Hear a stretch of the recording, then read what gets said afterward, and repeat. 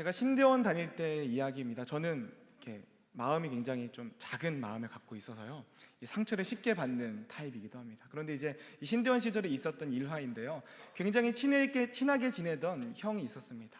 학교 반도 같은 반이고 또 성격도 잘 맞아서 항상 식사도 같이 하고 또 수업도 같이 듣고 또 운동도 같이 하는, 정말 일거수일투족을 함께하는 그런 가까이 지내던 형이었습니다. 이제 하루는 주일 저녁 사역이 끝나고 저녁 식사를 하지 못해서 집에 가는 길에 이 지하철에서 형에게 문자를 보냈습니다. 형, 나 저녁 못 먹었는데 우리 같이 저녁 먹자. 형에게 답장이 딱 왔습니다. 자기는 오늘 속이 안 좋아서 저녁을 못 먹겠다는 것입니다. 그래서 이제 오늘 어차피 저녁도 못 먹었는데 제가 소심하다 보니까 혼자 밥을 그 당시에는 못 먹었거든요. 그래서 오늘은 다이어트 할 겸 그냥 한강에 나가서 달리기나 하자라고 한강에 나가는 길에 형을 마주치게 되었습니다. 그런데 형은 웬 여자와 함께 식당에서 나오고 있는 모습이었습니다. 그때 제가 느꼈던 감정은 굉장히 이상했습니다. 운동을 하는데 괜히 기분이 나쁘고 배신감이 듭니다. 사실 그렇게 막 속상할 만한 것도 아닌데 그때부터 형이 굉장히 미워지기 시작했습니다. 왜 그랬을까요? 신뢰가 무너졌기 때문입니다. 형을 항상 믿고 형을 항상 따랐고 항상 모든 것을 형에게 믿음을 주었기 때문에 같이 했었는데, 거짓말을 했다는 것에 신뢰감을 잃어버리게 되자 형을 만나는 것이 그 다음부터 왠지 불편해지기 시작했습니다. 사람과 사람과의 가장 기본적인 가치는 바로 신뢰와 믿음입니다. 사람과 사람이 함께 이야기하고 살아갈 수 있는 까닭은 믿음이 있기 때문입니다. 여러분, 혹시 믿음이 우리 사이에 없다면 어떤 일들이 벌어지게 될까요? 우리가 전혀 모르는 사람, 모르는 의사에게 우리의 몸을 과연 맡길 수 있을까요? 생판 모르는 사람이 운전하는 택시에 우리가 탈 수 있을까요? 믿음이 없다면 어찌 부엌에서 칼질하는 아내의 소리를 듣고 두려워하지 않을 수 있겠습니까? 우리가 두려워하지 않을 수 있는 까닭은 우리에게 믿음이 있기 때문입니다. 신뢰가 있기 때문입니다. 그 사람이 나를 해하지 않을 것이라는 믿음, 그 사람과 나와 믿음이 서로 교감을 이루고 있기 때문에 서로를 위할 것이라는 믿음이 우리 안에 있기 때문에 우리의 사회는 이루어질 수 있습니다. 그러나 오늘 우리의 사회는 수많은 믿음들이 무너져가고 있는 사회에 살고 있습니다. 가장 믿었던 사람에게 발등 찍히는 삶이 바로 오늘 우리들의 살아가는 삶의 현장이 아닌가 싶습니다. 그런데 이 믿음이 사라지게 되고 신뢰가 없어지게 되면 우리에게 나타나는 현상이 있습니다. 그것은 바로 불안함과 두려움입니다. 내가 누군가를 신뢰하지 못할 때 우리의 마음은 불안해지게 됩니다. 누군가와 같이 일을 하게 되고 또한 사업을 하게 되는데 그 사람을 믿지 못한다면 우리는 얼마나 불안하겠습니까? 나라를 지키고 있는 군인은 우리가 믿지 못한다면 우리가 어찌 발 뻗고 잘 수 있겠습니까? 그러나 또한 한편으로 우리가 편안할 수 있는 까닭은 신뢰할 수 있기 때문입니다. 누군가를 신뢰할 수 있기 때문에 우리는 편안히 발 뻗고 잘 수 있습니다. 자녀가 부모가 있으면 얼마나 마음이 든든하고 평안해집니까? 그렇게 사람과 사람과의 관계는 믿음으로 이루어지고 그것이 있느냐 없느냐에 따라서 불안함에 놓이기도 하고 때로는 평안함에 놓이기도 합니다. 그런데 이것은 하나님과 우리와의 관계에서도 동일하게 적용됩니다. 우리가 하나님을 신뢰하게 될 때 우리 마음 가운데는 평안함이 주어집니다. 어떠한 상황이 우리 앞에 펼쳐진다 할지라도 우리가 하나님을 믿고 하나님을 따르고 하나님을 신뢰한다면 우리는 주님께서 주신 평안함으로 그 어려움들을 이겨낼 수 있습니다. 그러나 우리가 하나님을 믿지 못한다면 어떠하겠습니까? 우리에게 아무리 좋은 일들이 주어지고 우리의 상황이 아무리 잘 풀린다 하더라도 하나님에 대한 믿음이 우리 안에 없다면 우리의 마음은 불안하게 될 것입니다. 오늘 여러분들의 삶은 어떻습니까? 불안하십니까? 아니면 평안하십니까? 우리는 하나님을 믿기 때문에 평안함을 누리며 살아가야 합니다. 기독교는 믿음의 종교입니다. 믿음으로 의롭게 되는, 믿음이 가장 신앙의 근거가 되고 중심이 되는 가장 중요한 믿음의 종교입니다. 그래서 오늘 우리는 말씀을 통해서 이 믿음에 관해 한번 살펴보고자 합니다.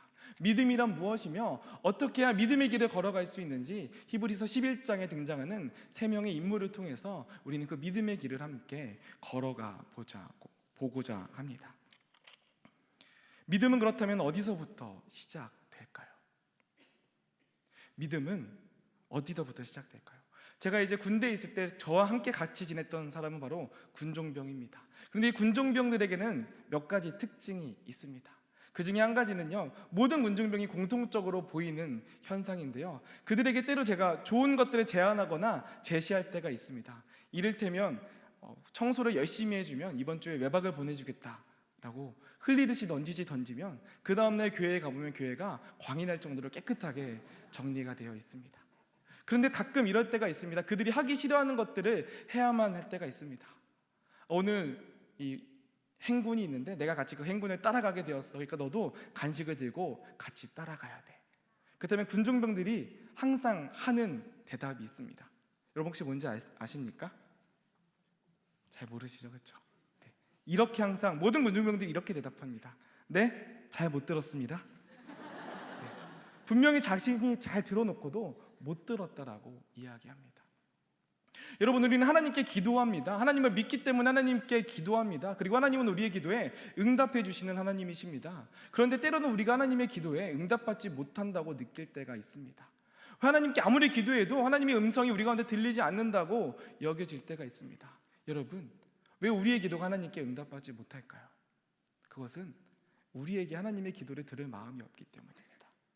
하나님이 우리에게 말씀하시는 것이 우리에게 불편하고 또는 손해되는 것 같고 부담되는 것 같을 때 우리는 마치 군종병처럼 못 들은 채 하고 싶어 할 때가 많은 것입니다.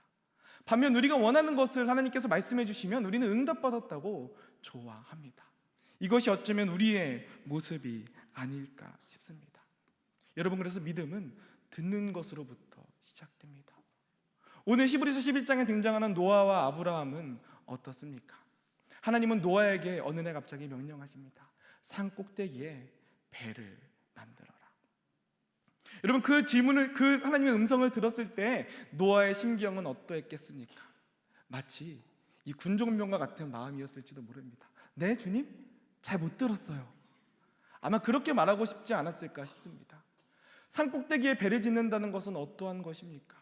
그의 수많은 노력이 필요합니다. 또한 물질도 필요하고 비용도 필요합니다. 무엇보다 자신의 평생을 바쳐서 그 큰 배를 만들어야 하는 너무나도 불편하고 어려운 일이 바로 산꼭대기에 배를 짓는 일입니다. 그러나 노아는 하나님의 음성을 외면하지 않았습니다. 아브라함은 어땠습니까? 하나님은 창세기 12장 1절에서 아브라함에게 이렇게 말씀하십니다. 함께 읽어보겠습니다. 시작. 여호와께서 아브라함에게 이르시되 너는 너의 고향과 친척과 아버지의 집을 떠나 내가 내게 보여줄 땅으로 가라. 아멘. 하나님께서 아브라함에게 이 말씀을 하셨던 때는 아브라함이 75세였을 때였습니다. 모험을 하기에 적당한 나이는 아닙니다. 무엇인가 새로운 도전을 하기에 충분한 나이도 아닙니다. 이제 자신이 그동안 이루었던 것을 누리며 살아가기에도 벅찬 나이입니다. 그러나 하나님은 그런 아브라함에게 말씀하십니다. 75세 노년의 아브라함에게 말씀하십니다. 너의 고향과 친척과 아버지의 집을 떠나 내가 내게 보여줄 땅으로 가라. 새로운 모험을 시작해라. 여러분, 아브라함의 하나님의 그 음성을 들었을 때의 마음은 어떠했을까요? 하나님, 제가 나이가 많아서 귀가 먹어서 잘 안 들립니다. 어쩌면 그렇게 얘기하고 싶지 않았을까요? 그러나 아브라함은 그 불편하고 그 어려운 하나님의 음성을 듣기 시작합니다. 여러분, 믿음은 들음에서부터 시작됩니다. 믿음의 시작은 듣는 것입니다. 그 하나님의 음성이 불편하고 나와 맞지 않는다 하더라도 그것을 들을 때 우리의 믿음의 여정은 비로소 시작되는 것입니다. 하나님께 귀 기울일 때 우리의 믿음은 시작됩니다. 믿음은 우리가 하나님의 음성을 듣기로 결단할 때 그때 비로소 시작됩니다. 여러분, 때로는 불편하고 때로는 어렵고 때로는 내가 손해보는 것 같이 느껴질지라도 그것이 하나님의 음성이고 그것이 하나님의 뜻이라면 들을 줄 아는 저와 여러분 되시기를 소망합니다.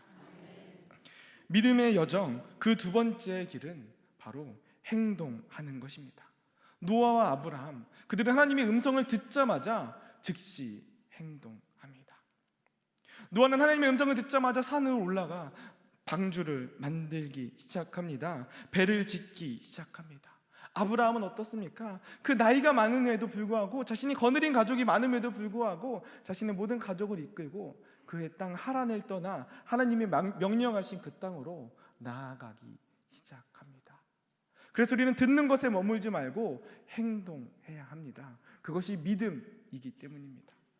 믿음이란 말의 라틴어로 크레도라고 합니다. 그런데 이 크레도라는 단어는요, 크레와 도라는 단어의 합성어인데요, 이 크레라는 말은 심장이라는 뜻입니다. 그리고 도라는 말은 주다라는 뜻입니다.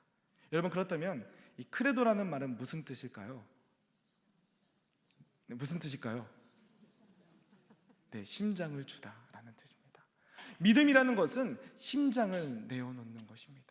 믿음이라는 것은 단순히 내가 하나님이 어떠한 분이신지 알았다는 지적인 동의가 아닙니다. 그저 하나님의 음성을 내가 들었다는 것으로 끝나지 않습니다. 그것은 그 음성을 듣고 나의 심장을 내어놓는 것, 그것이 바로 믿음입니다.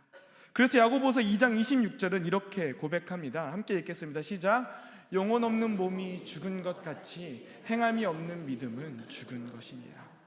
그렇습니다, 여러분. 영혼이 없는 몸은 죽은 몸인 것과 같이 우리의 믿음에 행동함이 없다면, 우리의 믿음에 하나님께 우리의 심장을 내어놓음이 없다면 그 믿음은 죽은 믿음이라는 것입니다. 오늘 이 등장하는 이 인물들에게는 한 가지 공통점이 있습니다. 우리 히브리서 11장 7절 8절 11절 말씀을 함께 읽겠습니다. 시작. 노아는 아직 보이지 않는 일에 경고하심을 받아 경외함으로 방주를 준비하여 그 집을 구원하였으니 정죄하고 믿음을 따르는 의의 상속자가 되었느니라. 믿음으로 아브라함은 부르심을 받았을 때 순종하여 장래의 유업으로 받을 땅에 나아갈새 갈 바를 알지 못하고 나아갔으며 믿음으로 11절 믿음으로 사라 자신도 나이가 많아 단산하였으나 잉태할 수 있는 힘을 얻었으니 이는 약속하신 일을 믿으신 줄 알았습니다. 아멘. 오늘이 노아와 아브라함과 사라에게는 한 가지 공통점이 있습니다. 노아가 해야 했던 그 일은 바로 보이지 않는 일이었습니다. 또 아브라함이 걸어가야 했던 그 길은 그가 알 수 없는, 갈 바를 알지 못하고 나아갔다라고 말씀을 기록합니다. 그리고 사라가 잉태해야 됐던 그것은 그는 나이가 많아 단산해야 하는 불가능의 상황이었습니다. 그들이 놓였던 상황은 불안함, 앞이 보이지 않는 불안함, 그리고 아이를 낳을 수 없는 불가능의 상황이었습니다. 믿음은 어떤 것입니까? 불안함에도 불구하고, 앞이 보이지 않음에도 불구하고 걸어가는 것이 믿음입니다. 사람은 어떻습니까? 앞이 보이지 않으면 불안해합니다. 내가 걸어가야 할 길이 보이지 않으면 우리는 어디로 가야 할지 알지 못합니다. 깜깜한 길을 걸어가고자 하면 우리는 불안해서 한 걸음도 제대로 걸어갈 수 없습니다. 그리고 우리는 불안해하면 행동할 수 없습니다. 그러나 아브라함과 노아와 사라는 어떻습니까? 그의 앞길이 보이지 않았지만, 그의 앞이 불안한 길이었지만 그들은 그 길을 걸어가기로 결단합니다. 보이지 않음에도 불구하고 행동하기로 결단합니다. 왜냐하면 믿음은 보이는 길을 걷는 것이 아니라 보이지 않는 길을 걸어가는 것이기 때문입니다. 믿음은 알 수 없지만 주님께서 그곳에 계시기 때문에 걸어갈 수 있는 것입니다. 우리의 눈에는 보이지 않지만 주님이 나의 손을 잡고 계시기에 걸어갈 수 있는 것, 이것이 바로 믿음입니다. 이렇게 믿음의 조상인 노아와 아브라함과 사라는 우리가 걸어가야 할 믿음의 길에 관하여 말해줍니다. 그 길은 바로 보이지 않지만 주님을 믿음으로써 걸어갈 수 있는 그 길입니다. 여러분, 보이는 길은 누구나 걸어갈 수 있습니다. 내가 확신하는 길은 누구나 걸어갈 수 있습니다. 그러나 보이지 않는 길을 걸어갈 수 있는 사람은 오직 믿음을 가진 사람들 뿐입니다. 저는 여기에 있는 저와 여러분 모두가 그 보이지 않는 길을 걸어갈 수 있는 믿음을 가진 사람들이 되었으면 좋겠습니다. 그렇게 믿음은 행동함으로 또한 나아가게 됩니다.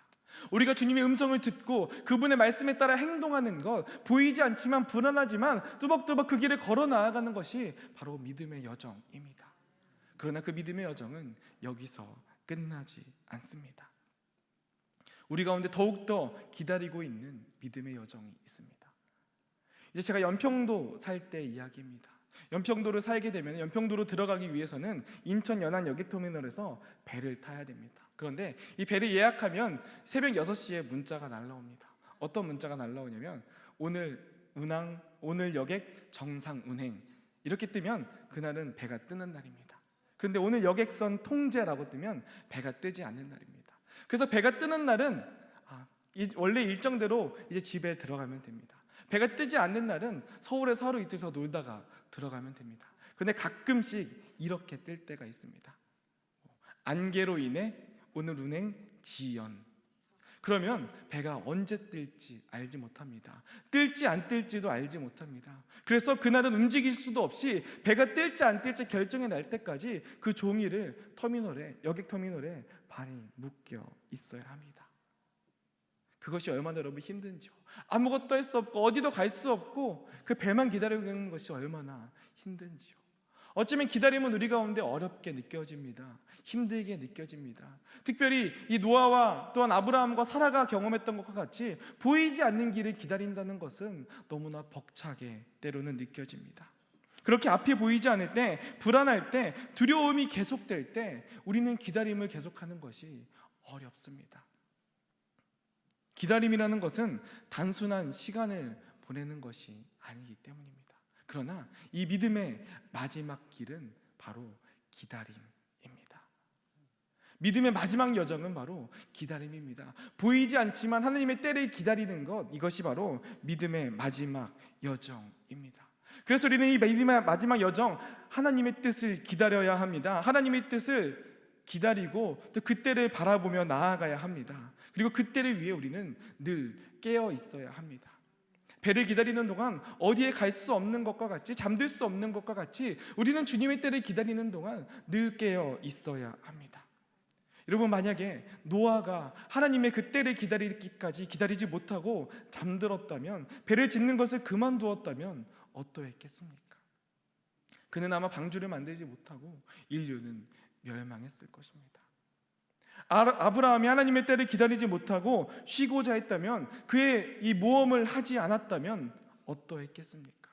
하나님이 그를 어디로 인도하시는지 가다가 지쳐서 하나님을 쫓아가기를 그만두어 버렸다면 우리가 알고 있는 믿음의 조상 아브라함은 지금 없을 것입니다. 사라가 하나님의 때를 기다리지 않았다면 어떠했겠습니까? 그는 잉태할 수 없었을 것입니다. 그러나 그들은 기다렸습니다. 그 끝이 보이지 않고 그 앞이 보이지 않았지만 그들은 하나님이 그들 가운데 행하신 일들을 믿음으로 기다릴 수 있었습니다. 기다림은 훈련의 시간입니다. 기다림은 깨어 있어야 하는 시간입니다. 기다림은 가만히 소파에 누워 TV를 보는 시간이 아니라 하나님의 때를 기다리며 끊임없이 훈련해야 하는 광야의 시간과 같습니다. 그렇기에 기다림이 어렵게 느껴집니다. 그러나 시편 27편 14절은 이렇게 이야기합니다. 우리 함께 읽겠습니다. 시작. 너는 여호와를 기다릴지어다. 강하고 담대하며 여호와를 기다릴지어다.